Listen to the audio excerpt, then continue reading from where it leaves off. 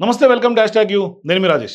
తెలంగాణ రాష్ట్రంలో అసెంబ్లీ ఎన్నికల్లో అధికారంలోకి వచ్చినటువంటి కాంగ్రెస్ పార్టీ రాజకీయంగా తెలంగాణలో వ్యూహాత్మకంగా తప్పటడుగులు వేస్తోందా అనే చర్చ ఇవాళ ప్రధానంగా చేరికలు కొంత జోరందుకున్నాక ఇదే క్వశ్చన్ అందరిలో ఇవాళ వస్తున్నటువంటి మాట. అంటే ఈ క్వశ్చన్కి ఖచ్చితంగా నిజమనే అనిపిస్తుంది. సొంతంగా మెజారిటీ ఉంది, అయినా బీఆర్ఎస్ నుంచి పార్టీ ఫిరాయింపులను ప్రోత్సహించింది. ఈ ఫిరాయింపులను ప్రోత్సహించినంత కాలం బాగానే ఉంటుంది. ఇళ్లలగానే పండుగ కాదు, ముందుంది ముసళ్ళ పండుగ.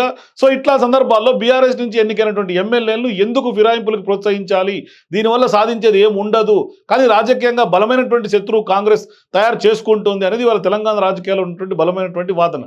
అయితే ఫిరాయింపుల వ్యవహారం ముగింపు సంతోషంగా ఉంటుందనుకుంటే పప్పులో కాలేసినట్టే అనేది కూడా ఇవాళ చాలామంది విశ్లేషకుల యొక్క అభిప్రాయం. ఇది విషాదానికి దారితీసే అవకాశాలు కూడా లేకపోలేదు. పార్టీ ఫిరాయింపులకు ప్రోత్సహించడం వల్ల విపరీతమైనటువంటి పరిణామాలు చోటు చేసుకునే అవకాశము ఉంది.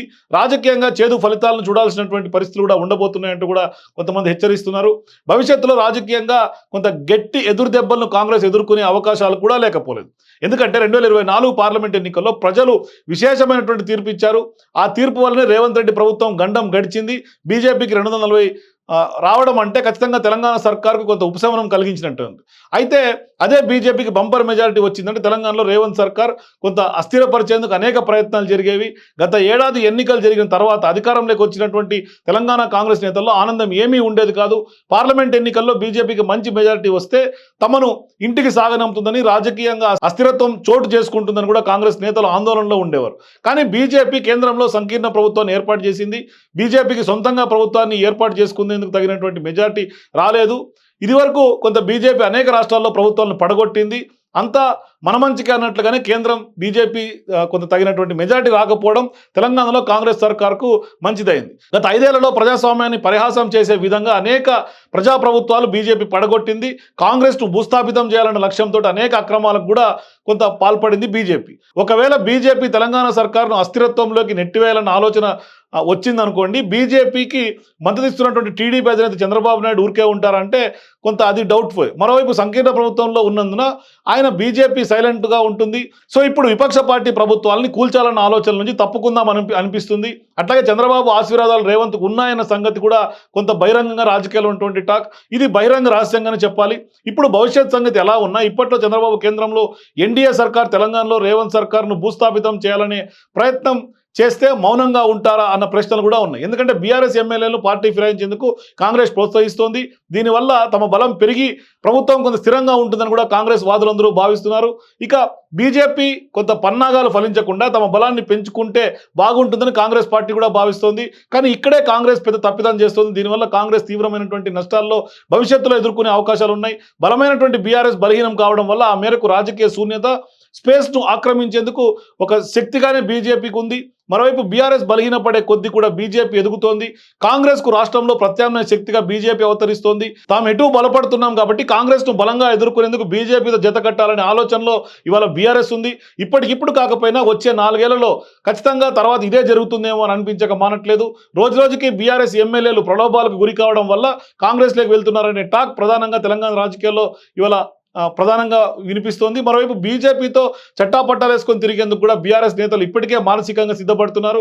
ఈ ప్రమాదాన్ని ఖచ్చితంగా కాంగ్రెస్ గుర్తించాల్సినటువంటి అవసరం ఉంది. ఇప్పటికే రాజ్యసభలో బీజేపీతో అంటకాగేందుకు బీఆర్ఎస్ సభ్యులు సిద్ధంగా ఉన్నారు. ఆ మేరకు సంకేతాలు కూడా ఇస్తున్నట్టుగా కనిపిస్తోంది. కాంగ్రెస్ చర్యల వల్ల బీఆర్ఎస్ బీజేపీకి దగ్గరవుతోంది. కొంత అనవసరంగా విపక్ష పార్టీలు బలపడే వ్యూహాలలో కాంగ్రెస్ అడుగులు వేస్తోంది. ఇక 2014-18 ఎన్నికల్లో కూడా కాంగ్రెస్ పార్టీ ఎమ్మెల్యేలు గెలిచినా ఆ పార్టీని అప్పటి బీఆర్ఎస్ సర్కార్ బతకనివ్వలేదు. కాంగ్రెస్ పార్టీ ఎమ్మెల్యేలు పార్టీ ఫిరాయించేందుకు కూడా కేసీఆర్ అన్ని ఎత్తుగడలు కూడా అమలు చేశారు. అయితే తెలంగాణలో ఉన్నటువంటి తెలుగుదేశాన్ని కూడా కలిపేసుకున్నారు. కేసీఆర్ దుర్మార్గపు రాజకీయ వ్యూహాలకు బలైనటువంటి పార్టీ కాంగ్రెస్. చివరికి అసెంబ్లీలో లెజిస్లేచర్ పార్టీ హోదాను కూడా కాంగ్రెస్ పార్టీ కోల్పోయింది. దీనివల్ల బీజేపీ బలం పుంజుకుంది. ఇది కొంత తెలంగాణలో బీజేపీకి పెద్ద బలం లేదు మొన్నటిదాకా. కానీ ఈరోజు బీఆర్ఎస్తో కొంత పట్టినటువంటి గతే రేపు కాంగ్రెస్కు పట్టొచ్చు అనేది కూడా చాలామంది విశ్లేషణలు చేస్తున్నటువంటి మాట. అదే దుష్ట సంస్కృతిని కాంగ్రెస్ అమలు చేయడం ఎందుకు అనేదే ఇవాళ ప్రధానంగా ప్రశ్నిస్తున్నటువంటి పరిస్థితి. దీనివల్ల ఏదావాత బీజేపీ కొంత పటిష్టమవుతోంది. బీఆర్ఎస్ క్షీణించడం వల్ల ఖచ్చితంగా ఉత్పన్నమయ్యే రాజకీయ శూన్యతను భర్తీ చేయాలని బీజేపీ తాజాగా ఉవ్విళ్ళూరుతోంది. మొన్న పార్లమెంట్ ఎన్నికలు అదే కనిపించింది. ఇప్పుడు బీఆర్ఎస్ ఉనికి కోల్పోవడం వల్ల ఖచ్చితంగా బీజేపీ పుంజుకోవడం, కొంత దీని థియరీ వెనకాల ఉన్నటువంటి థియరీని ఖచ్చితంగా గమనించాల్సినటువంటి అవసరం ఉంది. అయితే కాంగ్రెస్ పార్టీ బీజేపీ ట్రాప్లోకి వెళ్తోంది. బీఆర్ఎస్ బలహీనపడితే వెంటనే బీజేపీ పటిష్టమవుతోంది. ఆ మేరకు తీవ్రమైనటువంటి దుష్ఫలితాలను కాంగ్రెస్ రానున్నటువంటి రోజుల్లో అనుభవించక తప్పదు అనేది కూడా చాలా మంది వాళ్ళ వాదనగా వినిపిస్తుంది. సో చేతులు కాలిన తర్వాత ఆకులు పట్టుకొని పశ్చాత్తాపడి కూడా ప్రయోజనం ఉండదు. తాత్కాలికంగా కాంగ్రెస్కు ప్రయోజనాలు కలగొచ్చు ఈ ఫిరాయింపుల వల్ల, కానీ దీర్ఘకాలంలో బీజేపీకి లాభం ఉంటుంది అనేదే ప్రధానంగా ఇవాళ చాలా మంది చెప్తున్నటువంటి మాట.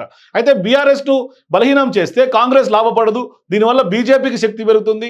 ఈ చిన్న లాజిక్ కాంగ్రెస్కి ఎందుకు అర్థం చేసుకోలేకపోతుంది అనేది కూడా ఇవాళ చాలా మంది మెజారిటీ విశ్లేషణలు చేస్తున్నటువంటి పరిస్థితి. అయితే తాజాగా లోక్సభ ఎన్నికల్లో బీజేపీకి ఓట్ బ్యాంక్ పెరిగింది, 8 సీట్లు వచ్చాయి. అనూహ్యంగా బీజేపీ తెలంగాణలో బలం పుంజుకుంది. కాంగ్రెస్కు ప్రత్యామ్నాయం బీజేపీ మాత్రమే అన్న సంకేతాలు బలంగా ఇవాళ తెలంగాణ రాజకీయాల్లో బీజేపీ అవతరించింది. ఇక కాంగ్రెస్ పార్టీ జనంలోకి కూడా కొంత బలంగా వెళ్ళినప్పటికీ కూడా కొంత బీఆర్ఎస్ పునాదిగా మాత్రమే బీజేపీ బలం పుంజుకోవాల్సి ఉంటుంది. అందుకే పార్టీ ఫిరాయింపులు ప్రోత్సహించడం వల్ల నిజంగా లాభపడేది కాంగ్రెస్ కంటే బీజేపీ మాత్రమే అన్న విషయాన్ని ఖచ్చితంగా ఇక్కడ గ్రహించాల్సినటువంటి అవసరం. నిరంతరం బీఆర్ఎస్ను బలహీనపరిచే చర్యల వల్ల కాంగ్రెస్ చేకూరే లాభం ఏమీ ఉండదు. చిన్నాభిన్నమైనటువంటి బీఆర్ఎస్ కొంత లోపాలను తమకు అనుకూలంగా వాడుకునేందుకు బీజేపీ అన్ని రకాల ప్రయత్నాలు చేస్తోంది. ఇప్పటికైనా తెలంగాణలో రేవంత్ సర్కార్ కళ్ళు తెరిచి భవిష్యత్తులో కాంగ్రెస్కు నష్టం చేకూర్చేలా చర్యలకు స్వస్తి చెప్పడం మంచిది అనేది ఇవాళ కొంతమంది విశ్లేషణలు కొంత వినిపిస్తున్నటువంటి మాట. సో ఈ అసెంబ్లీ కాలపరిమితి ఉన్నంత వరకు కూడా పార్టీ ఫిరాయింపులు ప్రోత్సహించుకోకపోవడం వల్ల వచ్చే లాభాలను కాంగ్రెస్ ఎంజాయ్ చేయొచ్చు, కానీ ఎన్నికల్లో మాత్రం తీవ్ర పరిణామాలు ఎదుర్కోవాల్సి ఉంటుంది అనేది మాత్రం ఇవాళ స్పష్టంగా మెజారిటీ విశ్లేషకులు అబ్జర్వ్ చేసి చెప్తున్నటువంటి మాట. సో మీరు కూడా ఈ ఫిరాయింపులకు సంబంధించినటువంటి వ్యవహారంలో బీఆర్ఎస్ వీక్ అయితే బీజేపీ బలపడుతుందనే అంశానికి మీ అభిప్రాయాలు కామెంట్ రూపంలో తెలియజేయండి. For more videos please watch #.